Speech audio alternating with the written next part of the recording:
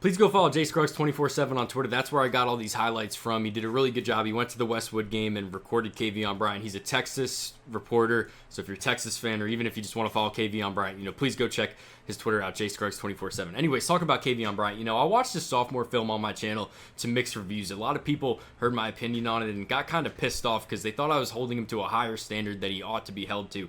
I started knocking, say, the arm strength, knocking some of the release stuff, and a lot of people were mad. You're like, oh, you don't know football. He's only a sophomore in high school. Why are you so harsh? I don't care that he's a sophomore in high school. This dude is one of the best football players in the country. I'm going to hold him to that standard. I'm going to compare him against, guys like Diabell, guys like Jared Curtis that are the top quarterbacks in the country. I'm going to compare him to because he's on that level. Some issues I had on the sophomore tape, I also think it came across too harsh because a lot of people read it that I said he doesn't have a strong enough arm to play college football. I did not say that. This guy's got plenty good arm. That's just not the reason why he's going to be one of the top rated quarterbacks in 2027. The reason this guy's one of the top quarterbacks in 2027 is A, the playmaking ability, and then, well, really A, the athleticism. This dude's such a good athlete, basketball player, also the playmaking ability, and also think this guy, what I saw on the few clips that we saw from this last game was the anticipation he throws with. I'm going to highlight the arm strength because it's not the top in the country. I still don't believe that, but he did a really good job pushing the ball down the field because of the way the ball comes out of his hand, the way he can kind of anticipate these throws downfield. He doesn't have to have as strong of an arm. You can kind of get away with it when you can throw the ball earlier than other people. So I think some of the processing stuff looked pretty good. Again, I watched the highlights off of a dude's iPhone, but from what I saw, very encouraging stuff. This dude's such a good football player. He's such a good athlete.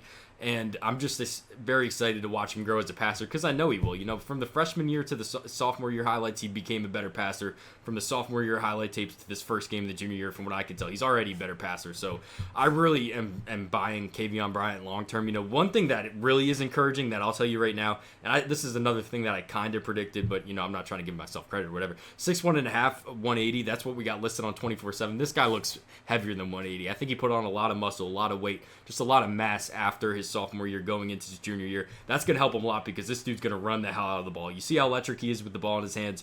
We saw that on the sophomore tape. We saw that certainly even more. He looks faster. He looks stronger.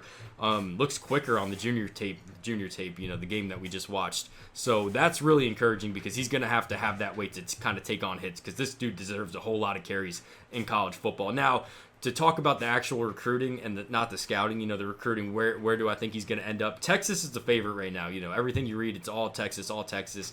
I think he ends up at Florida State. And why do I think Florida State has a chance to beat out Texas for Kavian Bryant? It's solely based on the fact that A, Gus Malzahn, and then B, Florida State didn't bring a quarterback in, a high-end quarterback talent like Diabell in 2026. So what does that mean? Dude, in the age of NIL, Florida State has more resources that they can throw at the quarterback spot that Texas just can't really justify, buying 2 top 5 quarterbacks. I'm not saying that they bought Diabell, but the fact of the matter is if you're recruiting one of these 5-stars, there is a heavy price tag, just how it is now. It's just how college football is now. Additionally, Florida State can also sell this guy very early playing time. I don't think Texas can do that. Diabell's going to be the guy for Texas, and I feel so good about him for Texas. I absolutely love Diabell. I'm just not sure Kavian Bryant can be sold that by Texas, just because you look at Florida State's quarterback room. Dude, when Castellanos played his ass off last night, this dude's not going to be in Florida State next year. Not a guy that will be back at Florida State.